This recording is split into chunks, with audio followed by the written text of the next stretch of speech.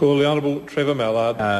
Thank you, Mr. Speaker, and I want to, I think, join with members in the tone of this discussion, and I wasn't going to start this way, but I will acknowledge the work of the police and the teams that they have developed. And it must be pushing 15 years ago, spent I've spent a number of nights out with the police in my own city, but on one of those early occasions, I was with a team that was involved in cleaning up after a road accident where someone had hit a power pole and the remains were spread over 50 to 70 metres down a road. These police officers were using tweezers to take body parts. And to think that these police and others, our other heroes, are doing this 200 times is something which is an enormous effort. And the fact that it's almost like every boulder, every brick, every stone that they lift, there's a possibility of finding part of a loved one under it, means that it must be so hard, and yet in a way I'm sure for many of them, and I have had now discussions with people who have been involved in the work, because like I think every area in New Zealand there have been police from my area have been down and have come back. In a funny way, it's also enormously rewarding work, the fact that they are part of a team which is now doing the best that can be done, and that is the returning of as much of the remains of the loved ones to the families for appropriate burial or other disposal as they can. And that is hard work, and we do want to thank them for it.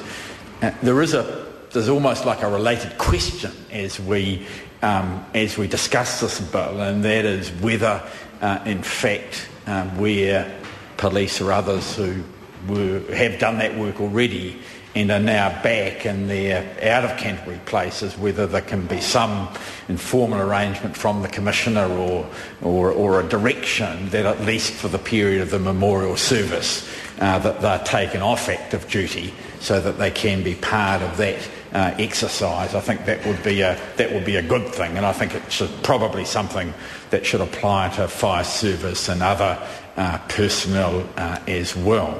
And I say to the Minister, and again I think this would be a matter for the discretion of individual employers, there are now, I understand, tens of thousands of Cantabrians who are outside of Canterbury and many of them are working. Many of them work for nationwide employers, or they're working outside their normal place of work outside of the Canterbury province.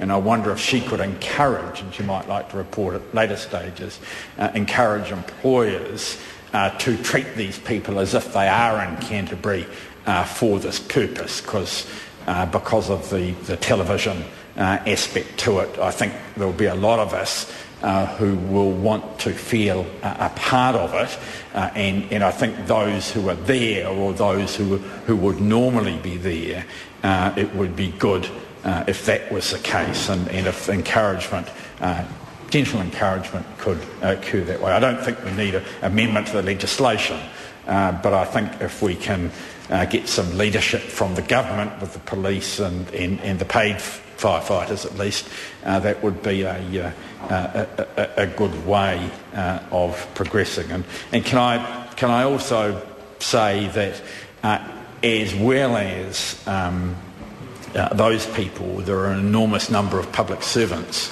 actually in Wellington as well as in Canterbury, who've been burning the candle at both ends in order to get the best possible response that they can to this terrible event. And I think that we need to acknowledge them and thank them. And in fact, I sort of say to the Minister, the police with whom I've had a discussion, they were down, they've got some arrangement where they've been down there for a week. I think they went down on the ferry late that afternoon and stayed there for a week.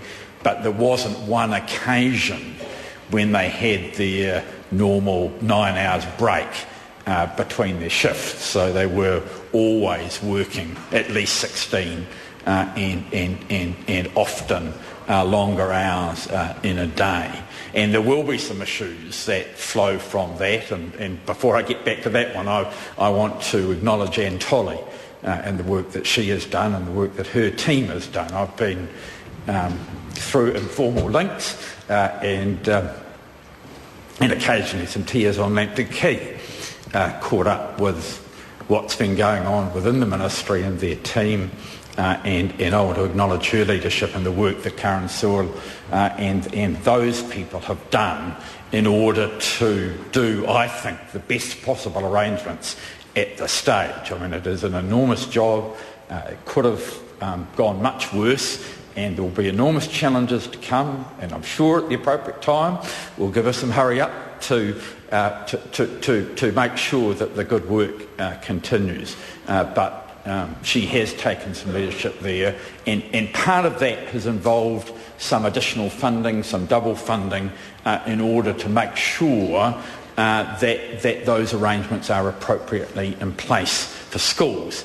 And I just want to go back to the Minister for Police and ask that she also look at the effect on police district budgets as a result of this. I know, again, because of the briefings around Rugby World Cup, that this is going to be an enormously tight year for police. And as far as their leave is concerned, there are large blocks of time when police just won't be able to have leave, and therefore there's been an accumulation here. And I understand that she's already approved the paying out of time in lieu for the people who've been there, where that's appropriate. Can I say to the Minister, I think we shouldn't pressure some of the police who've been in that situation, but if they choose, some of them, as a result of working for a week, have effectively got about 3 weeks leave because of the shape of the arrangements. If some of that is paid out, I think that's good, but I just want to make sure that the funding is in place so that the policing is not reduced as a result of that particular exercise in the way that the Minister of Education has arranged for schools. And I know that's it's a matter which will take some working through, and it's not as urgent actually as the education one, but it is a very real question because otherwise, on my having been involved in some of these negotiations in the past as the Associate Minister of Finance, and if I sort of take my shoes off and do some counting on the fingers, I think probably about a week's policing from the hut was the loss of an officer for about 6 months, and that is that gets to be quite a serious drop in a relatively small community. So we need to work through that. Mr. Speaker, can I finish on what might be a slightly discordant note and say that, as our Deputy Leader has indicated and as our Leader has indicated, because the Government has taken this decision and because of our determination to stand beside the Government in these matters, we will be supportive of it. I just want to toss my personal view out now, and that is that it might have been better to wait a little while until we had an understanding of who had actually died, at least as good as we're ever going to get.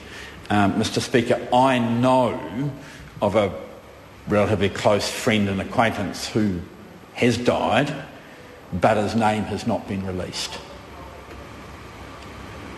What I don't know is whether there are others on that list. And I think all of New Zealand is thinking about that at the moment.